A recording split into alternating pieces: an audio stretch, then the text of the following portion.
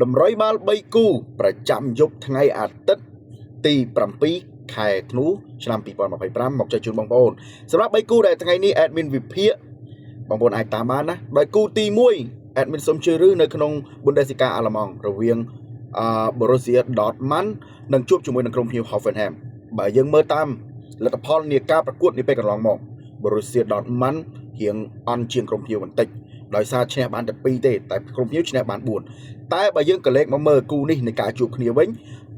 10ប្រកួត Dortmund ចាញ់ក្រុមភ្ញៀវតែ1ប្រកួតទេហើយស្មើ2ប្រកួតសល់ប្រមាណគឺ Dortmund ឈ្នះដូច្នេះទោះបីជាក្រុមភ្ញៀវមួយរយៈនេះឡើងជើងយ៉ាងណាក៏ដោយក៏ប៉ុន្តែកុំភ្លេចណាថាយប់នេះលេងនៅផ្ទះ Borussia Dortmund គឺ Signal Iduna Park អញ្ចឹងបើសួរ admin ស្រឡាញ់គូណា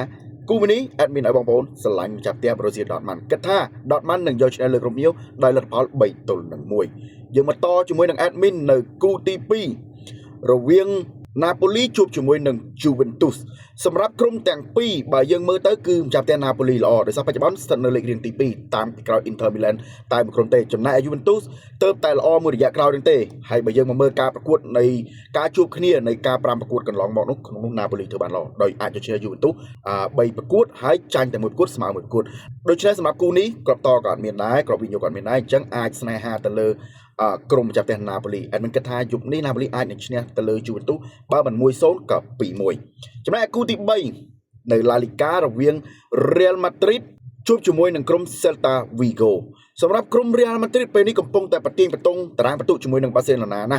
ដូច្នេះហើយជួបជាមួយនឹង Celta Vigo ដែលលទ្ធផលនេះពេលកន្លងមកដូចជាអត់សូវល្អទេហើយការលេងនៅផ្ទះ Real Madrid 4ប្រកួតចុងក្រោយ Real Madrid យកឈ្នះទាំង4ប្រកួតដូច្នេះយប់នេះគឺជាការងារចាំបាច់ដែល Real Madrid ត្រូវតែឈ្នះដើម្បីបន្ត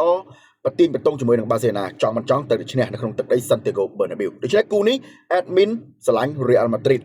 កថា Real Madrid នឹងយកឈ្នះទៅលើក្រុមភ្ញៀវដោយលទ្ធផល 2-0 ឬក៏ 3-0 នេះតម្រូវបាល់3គូដែលចែកជូនបងប្អូនបើសិនណាជាបងប្អូនចង់តាម admin អាចតាមបានតែបើមានពាក្យអ្វីចង់និយាយអាច comment បាននៅក្នុងវីដេអូនេះតែបើសិនណាជាបងប្អូនចង់បានតម្រុយបាល់ច្រើនជាងនេះអាច join ក្រុមវិភាគបាល់ AKFC Sportive link នៅក្រោម profile របស់ admin ទាំងអស់គ្នាហើយកុំភ្លេចជួយចុច like ចុច share ហើយចូលមក comment លេងជាមួយ admin ឲ្យបានច្រើនកកណាជម្រាបលាជួបគ្នានៅវីដេអូបន្ទាប់សូមអរគុណ